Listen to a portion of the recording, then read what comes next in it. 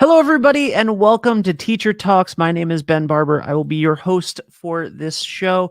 I'm really excited about it. It's a show that I have been talking about doing and thinking about doing for years and years and years, and I'm really excited to finally be doing it. We are going to be talking to teachers, coaches, mindfulness experts, meditation experts, faith leaders, people that will hopefully get some tips and some insight on how to get through and not only get through but to thrive and to have a closer connection with God and with our own lives and to just feel more connected. So I'm very excited. My first guest is one of the nicest people I have ever met in my entire life. Um, he is the pastor at Central Baptist Church in Westerly, Rhode Island. He is Reverend Dr. Cal Lord. Pastor Lord, how are you? I'm doing well. Thank you for having me today, Ben. Thank you. Thank you for being here. I really appreciate it. Thank you for being the first guest on Teacher Talks. Like I said, I've been wanting to do this show since I think I came up with the idea in 2017. Well, And I'm very honored to be here, Ben. Um, you know, uh, Maybe it's just because I can't say no. Uh, Personal, but it's a great thing that you're doing, and I know that I've seen some of your work and some of the investment you've made in our community with different leaders, and so it's great to be a part of this. well, thank you very much. And I am a big fan of all of the work that you have done in our community. Um, and tell us a little bit about Central Baptist and what you do there, and then also how you came to the ministry. Well, I've been at Central Baptist. It'll be 11 years in March, and I had served a congregation, First Baptist Church, up in Norwich, Connecticut, for 26 years, and wasn't really looking to move, but I just sensed the movement of God's Spirit and the call to come down here. I love the community. Central Baptist Church itself is the merger of two congregations, First Baptist Westerly and Calvary Baptist. They came together Mm. in 1946 to form Central Baptist. And so our history goes right back to 1835, and it really is a simple one of trying to live out the gospel and to share the good news of Christ with our community. Over the years, the church has done many things, but my philosophy is one that I picked up in seminary. I had a year-long class with a rabbi, and the rabbi instilled in us this idea that when you're the pastor in a community, you're not just the pastor of a church, but you're the pastor of the whole community. Now, that's not to mean that, you try to take over from the other clergy who are here, but that your parish, your care area of care and concern is beyond the walls of the church. It's for all the people who you interact with, meet with all the time. So our church has been very involved in mission projects in the community, and also short-term mission trips out in areas where there are real needs. And again, I try to model what all of us are called to do, is to take your faith out into the marketplace. And that's why I've got involved in a lot of things like Rotary and police chaplaincies and the work of the clergy association, stuff like that. Yeah. Are you a tell me a little bit about the relationship that you have with the fire district, because I see a lot of posts about that and you be so can you just I don't want to say anything wrong, so just so tell me a little bit more about that. So it's interesting. Going back to my first summer here in 2011, I was contacted by John Babcock of the Westerly Fire Department, and they have their annual Firemen's Memorial Parade that goes through town. And he said, "Would you come and be a part of that, and then give a short little speech at our memorial service in front of the fire department. And I was very honored to do that. It's usually early in June, and so I did that, and I've been doing that every year since. Got to know the chief. Back then it was Dave Sales, and now John Mackey. Great men.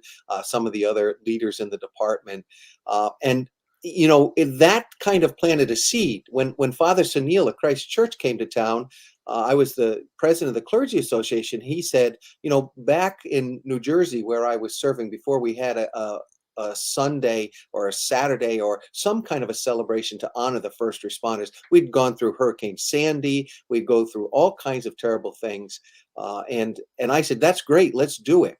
And so we got to meet a lot of the chiefs, the police chiefs, the fire chiefs of various departments, and we had that first celebration, and it was great. Out of that, I received an invitation from Chief Bob Peacock of the Watch Hill Fire Department. He said, "Can you come down and bless our vehicles?" And I did that. I was a little overwhelmed. They have a lot of vehicles down there, as in most departments. Uh, but that was followed up with an invitation to their banquet in the spring, and to give an invocation to meet some of the men and women of the department. And it grew from there. He asked me if I'd be the official chaplain there.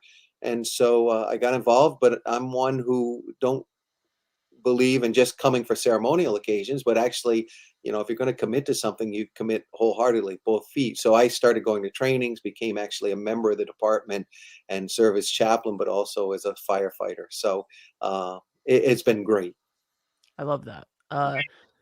The first responders service this year, I got a chance to live stream that for the community, and that was a really special event. It was the first one that I had seen, and you could tell that it meant a lot to everybody, and that was really nice. So obviously these are sort of unprecedented times, at least in the modern world that we're living in right now, and those that has caused a lot of pain and suffering for many people in our community and in the world through the pandemic.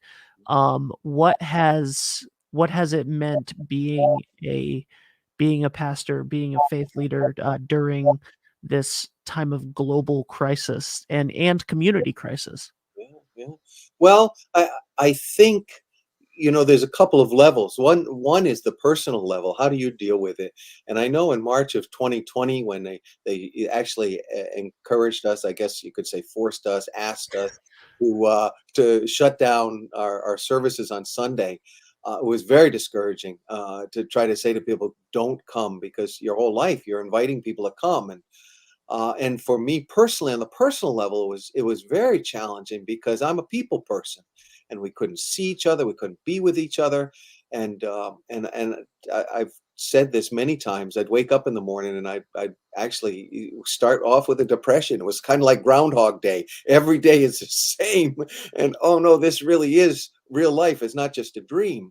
But what I did was again, personal health and safety is so important. So I would get up in the morning and I'd take a walk, and I'd go down, and again, the beautiful thing about that time of year, March and April, is that everything is beginning to bud and flower. And so as I would walk around and I just do my devotional time, I would look up and I'd look around and sense that even in the midst of the darkness of those days, God was still there and life was still happening, and it kind of helped refocus and reorient my myself. So then that allowed me to begin to kind of figure out what to do with others. And again, the idea was just to let people know they weren't alone, because again, a lot of us were isolated. You were working from home, the kids were home. It was little cells of families without much contact, and it's very easy to be caught up in the sense of isolation. So we began reaching out to people, sending letters, doing more on the internet with Facebook Live. Zoom became a word that many of us never knew before. Began having Zoom meetings, Zoom office hours, and so again, that message that I kept sharing was, we're not alone. We are together. We're here.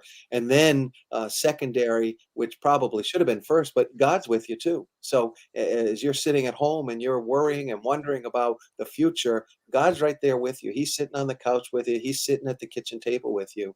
And through the 20 odd months, almost 2 years of this pandemic, that's continued to be the message. We've had some bright lights. It looks like we're almost out of it, and then, like currently, another Yep. surge. Hey, we're still moving forward, and there will be an end to this, or there will be a transition. But again, we're not alone. Last night, one of the things we have Wednesday night services here, and one of my message was titled "Do Not Worry," which was very interesting. But it talked about the fact that for example, in Old Testament times, they would often, when they had an encounter with God, they dig a well, and that would be a reminder for them that in the midst of their struggle, God had been there in the struggle with them. And so that was the thing. Do not worry. God is there. He's not waiting for you to get through it. He's going through it with you. So That is a beautiful message.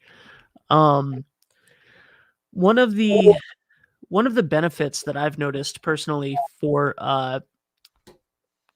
because in troubled times, in these terrible situations, a lot of good comes out of it, a lot of good springs out of it. And one thing that I think is beautiful is that while the switch to the online worship for so many local small churches that couldn't really do that and never ever ever would have put that on their agenda for the next year to figure out a way to stream their stuff. My grandmother uh my grandmother lived with me growing up, and she was Lutheran and we were Baptist, and she broke her hip when I was about 4 years old, and she couldn't drive anymore. She got it, she was mostly shut in, and she did not want to. She would not put it on us to take her to church. She wanted to go to her Lutheran church, but she couldn't go to it, and she just didn't go. And twice a year, her uh, pastor would come and give her communion, and other than that, she had her little daily devotionals.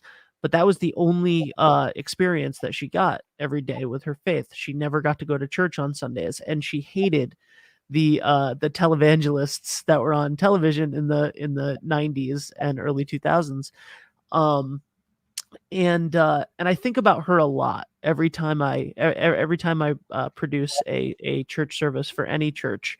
I think about my grandma, and I think about all of the people in similar situations to her that you know for one reason or another are not able to go connect with their church the way that they used to, the way that they want to. Or I think about Betsy, a woman at Christ Church who had been in that church her entire life, and now moved and is still able to connect with that church. Or there was a family at Carolina Baptist in Charlestown, that I grew up going to, that every Sunday morning during the soccer season, all of their 6 kids between the two sides of the family would come to church in their soccer uniform, and then as soon as the children's message was over, the whole family would have to leave because they would have to go get to their soccer game.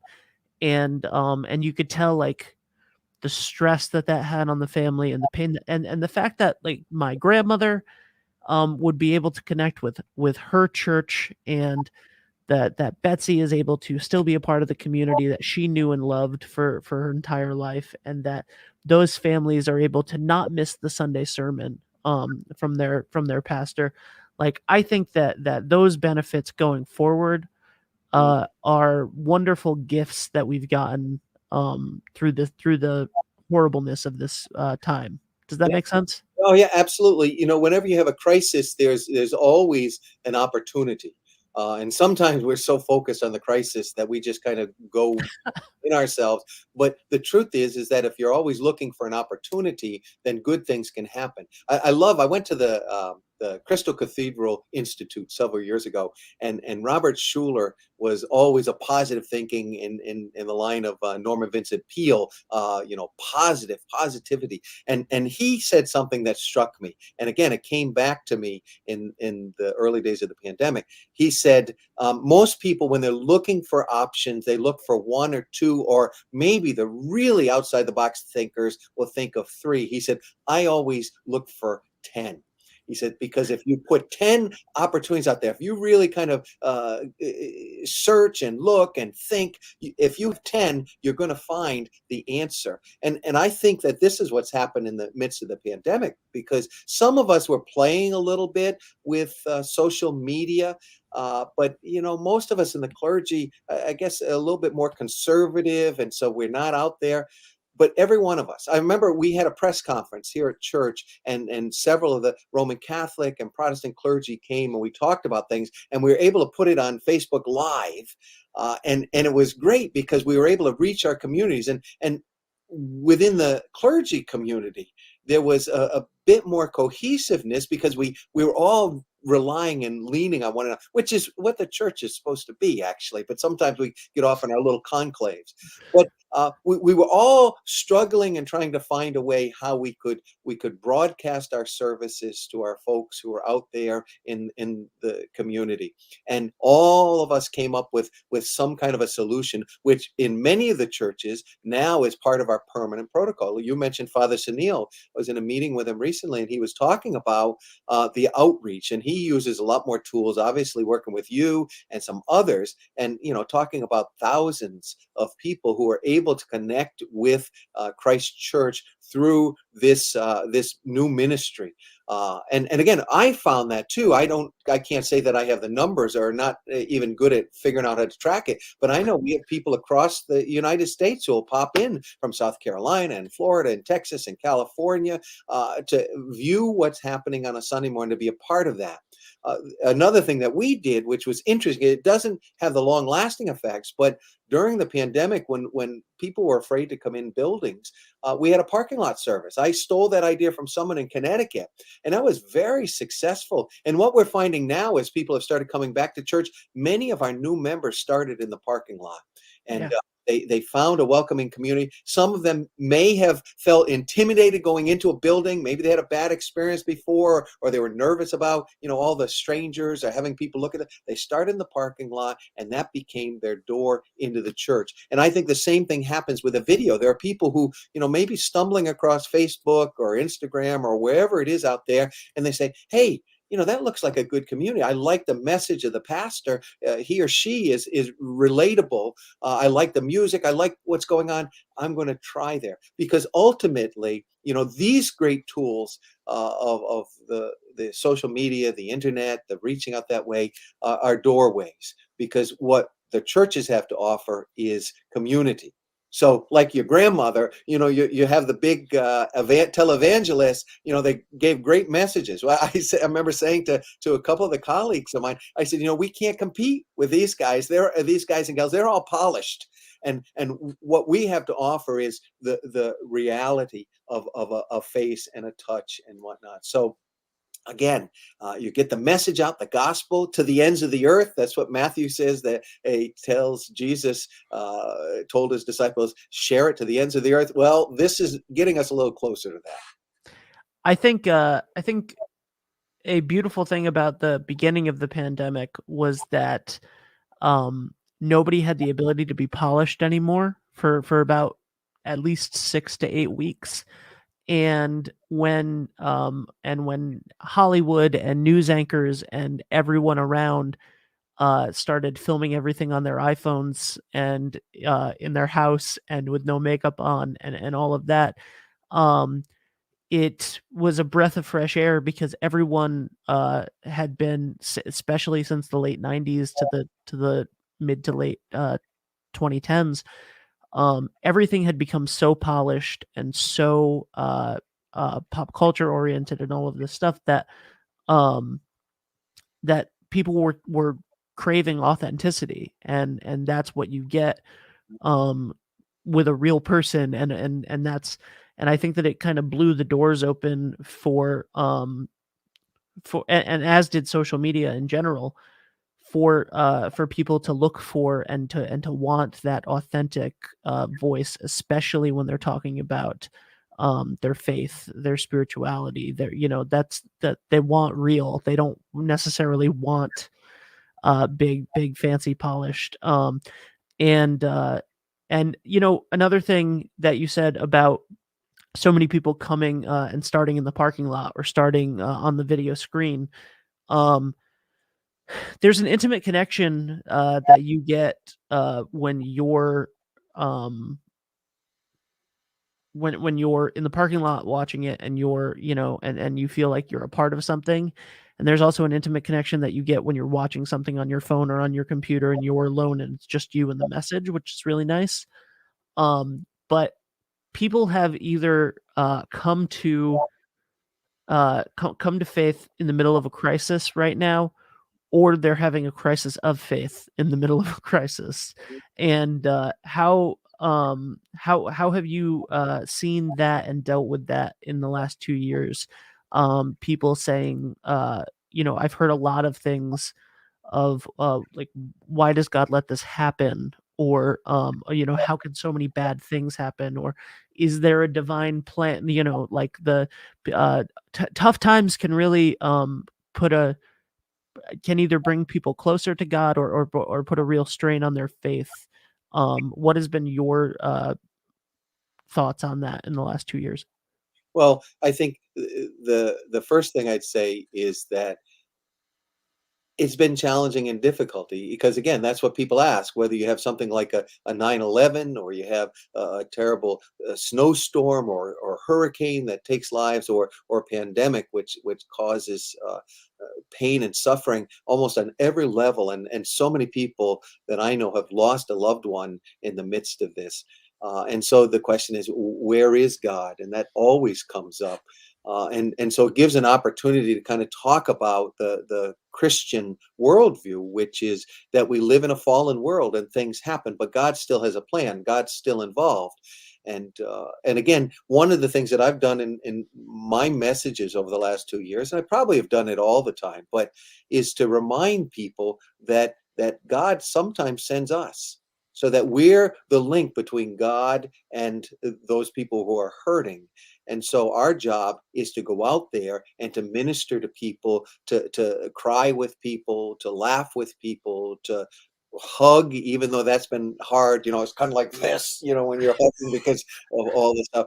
Uh, but our job is to be there, to be, as one little boy put it, the face of God. And although we don't want to, we can never approximate God, but we can at least share His love and compassion. I belong to the Rotary Club, and it was great because that was another one of the depressing things. One of the great things about Rotary, which is a service organization, is we're out there in the community doing things. We're meeting. The fellowship at the meetings is great. And our president, Rona Mann, she was very intentional. As soon as we could do stuff, whether it was by Zoom or whatnot, that we would get together again. And then she said, we're not just going to get together, we're going to continue to do things. So the club began reaching out through Johnny Cake Center to bring groceries to people, to do all kinds of things, because that's what Rotary is about. It's about service above self. And during that year, there were so many things that happened, and just bringing a little bit of hope and encouragement to people. And again, as the church has tried to do the similar things within our own parishes. So I think people have been searching, and I think we've noticed an uptick, as others will say, who do online ministry. More people are tuning in because they are looking for answers. And again, sometimes the answers are not ones we want to hear. We want to hear that everything's going to be okay. The sun is going to come out. There's not going to be a snowstorm this week. We want to hear that stuff. But the reality is what you want is to know that in the midst of the struggle, that there is someone who cares. And as Christians, and as Jews, I would say, we believe there's a God who cares and is in the midst of this struggle with us. But we are not where we're going to be. There's a plan in place, and God will walk with us through that. Even in times of death, God holds us in His hands. So I maybe that answers your question a little bit. Absolutely, it does. Yeah. Absolutely, it does. Um, I I love talking to you. That you have been a fantastic first guest for this program, and I really appreciate it. I would love if you come back on sometime and talk to me about more subjects. Is there any parting message that you would like to leave that you would like to leave people with today? I would just say, hold on. You know, when you hear there's a surge coming, when you're hearing that there's shortages in the grocery store, whatnot, hold on. You know, one of the things that gives me consolation when I start to have my own pity party is I begin to reflect upon the historical context that we're in, and say, you know what? You know, I heard my grandfather talk about World War II and how we all had to pull together, and there were shortages and rationing, and it was a difficult time, and yet they made it through. And I remember walking with people who were dealing with cancer, and especially the joyful part is those who are cancer survivors. But they would say, take it one day at a time. That's all you got is one day at a time. And so we're going to get through this, and then we'll figure out what's next. But one day at a time, lean into God, and to look for your friends, and be an encouragement to one another. Incredible. Thank you so much, Pastor Cal. You have always been an encouragement to me and to our entire community, and we are very fortunate to have you. You can find out more about Central Baptist and Pastor Cal if you click the links in the description of this episode, wherever you're listening or watching it. Thank you so much, Pastor. Thank you for being here. Well, thank you. It's been my honor to be with you today, Ben. God bless you and all you do. God bless you. Thank you. I don't know if it's going to get better than that, but that was one incredible first episode. Thank you so much, Pastor Cal. A wonderful, wonderful person. As I said, maybe the nicest man I've ever met. I just want to thank everybody for listening or watching. You can find this show wherever you listen to podcasts. You can watch it on all of the platforms where you would watch shows like this. So check the links in the description for more info on Pastor Cal and Central Baptist Church. Thank you guys. We'll see you next Sunday for more teacher talks.